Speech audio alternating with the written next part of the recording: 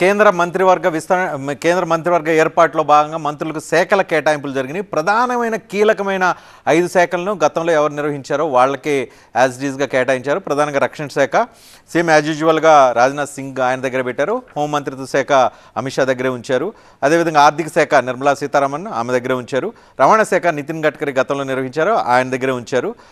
జైశంకర్ విదేశాంగ శాఖ ఆయన దగ్గరే ఉంచారు. విదేశీ వ్యవహారాలు, రవాణా, ఆర్థికం, రక్షణ, హోంశాఖ యాజ్ ఇట్ ఈస్గా వాళ్ళ దగ్గర ఉంచారు. మిగతా వాటిల్లో కొన్ని మార్పులు చేర్పులు ఉన్నాయి. ప్రధానంగా తెలుగు రాష్ట్రాలకు సంబంధించి చూస్తే ఎవరైతే కీలకంగా 5 మంత్రులు ఉన్నారో 5 మంత్రులకి కేటాయింపులు చేశారు. ఒక రకంగా జాక్పాట్ దక్కిందని అనుకోవాలి తెలుగు రాష్ట్రాలకి. ఎందుకనంటే 5 మంత్రులకి కీలకమైన శాఖలు కేటాయించారు. ఈ ఐదుగురుకు కేటాయించిన ఈ కీలక శాఖల ద్వారా తెలుగు రాష్ట్రాలకి మహర్దశ పట్టే అవకాశం కనిపిస్తుంది. ఎందుకు అంటున్నానంటే ప్రధానంగా ఇప్పటివరకు తెలంగాణలో 2 రాష్ట్రాలకు సంబంధించి ఏకైక మంత్రిగా ఉన్న కిషన్ రెడ్డి కేవలం టూరిజం శాఖ మంత్రిగానే ఉన్నారు. ఇప్పుడు ఆయనకి మంచి పోర్ట్ఫోలియో కేటాయించారు. ప్రధానంగా బొగ్గు గనుల శాఖ తద్వారా తెలంగాణలో కొంత అడ్వాంటేజ్ ఉంటుంది. ఎందుకంటే సింగరేణి ఉంది ఇక్కడ. అదేవిధంగా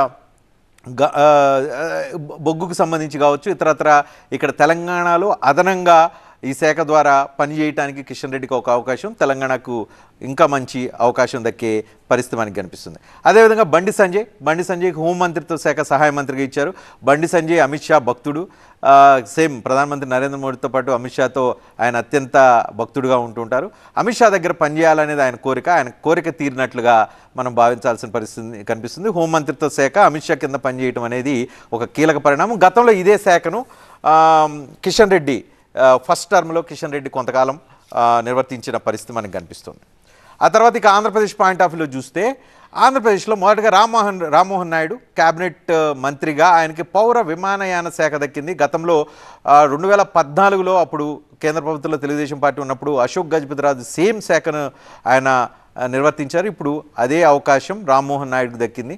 ఇప్పుడు భోగాపురం ఎయిర్పోర్టుకు సంబంధించి ల్యాండ్ ఎక్విజిషన్ పనులు జరుగుతున్న ఈ తరుణంలో పౌర విమాన శాఖ నుంచి భోగాపురం ఎయిర్పోర్టుకు ఒక మంచి అవకాశం దక్కే పరిస్థితి కనిపిస్తుంది. బికాజ్ ఆయన క్యాబినెట్ మంత్రిగా ఉన్నారు కాబట్టి కొత్తగా ఏమైనా అవకాశాలు భోగాపురం ఎయిర్పోర్ట్కి ఏమైనా క్రియేట్ చేసుకోవాలంటే కేంద్ర ప్రభుత్వం దగ్గర లాబీ చేసుకోవడానికి ఒక మంచి అవకాశం రామ్మోహన్ నాయుడుకి తెలుగుదేశం పార్టీకి ఈ శాఖ ద్వారా దక్కే అవకాశం మనకి క్లియర్గా కనిపిస్తుంది.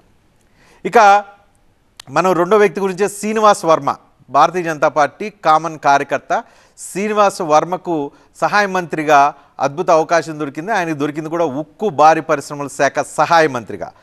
శాఖ పెద్దదే కానీ సహాయ మంత్రి ఉక్కు భారీ పరిశ్రమల శాఖ తరపు నుంచి ఆంధ్రప్రదేశ్కి ఏమైనా ఆయన తీసుకురావటానికి అవకాశం ఉంది. వీటన్నిటికంటే వైజాగ్ స్టీల్ ప్లాంట్ ప్రైవేటీకరణ లాంటి అతిపెద్ద సమస్య ఉంది.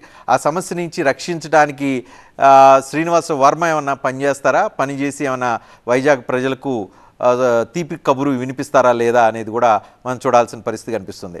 ఇక ఎన్ఆర్ఐ నుంచి వచ్చి రాజకీయాల్లో షార్ట్ టర్మ్లో షైన్ అయిన పెమ్మసాని చంద్రశేఖర్ ఆయనకి గ్రామీణాభివృద్ధి కమ్యూనికేషన్ శాఖ సహాయ మంత్రిగా ఉన్నారు. ఆయన శివరాజ్ సింగ్ చౌహాన్ అదేవిధంగా జ్యోతిరాదిత్య సింధ్యా ఇద్దరి దగ్గర సహాయ మంత్రిగా ఆయన పనిచేసే అవకాశం దక్కింది.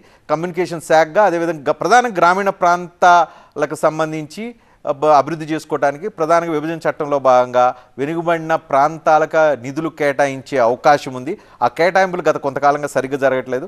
పెమ్మసాని చంద్రశేఖర్ తన చదువు, తన ఎన్ఆర్ఐ నాలెడ్జి, అమెరికాలో పనిచేసిన వ్యాపారం చేసిన అనుభవంతో ప్రభుత్వం నుంచి అదనంగా నిధులు తీసుకొచ్చి ఆంధ్రప్రదేశ్కు ప్రధానంగా ఆంధ్రప్రదేశ్కు దేశవ్యాప్తంగా కూడా ఆంధ్రప్రదేశ్కి ఎక్స్ట్రా ఫేవర్ చేయడానికి ఆయన అవకాశం దక్కుతుంది. ఆ అవకాశాన్ని ఆయన ఎంత యూటిలైజ్ చేస్తాడనేది చూడాల్సిన పరిస్థితి కనిపిస్తుంది. మొత్తం చూసుకుంటే తెలుగు రాష్ట్రాలకు 5 శాఖలు కేటాయింపు జరిగింది. 5 మంచి పోర్ట్ఫోలియోలు దక్కినాయి. 7 సంవత్సరాల తరువాత తెలుగు రాష్ట్రాలకు ఇన్ని ఎక్కువ అవకాశాలు దక్కడం, మంచి పోర్ట్ఫోలియోలు దక్కడం, తద్వారా తెలంగాణ ఆంధ్రప్రదేశ్ ఉజ్వల భవిష్యత్తు దిశగా అడుగులు వేస్తుంది అని చెప్పి ఆశిస్తూ ఈ మంత్రులందరూ బాగా కోరుకుంటూ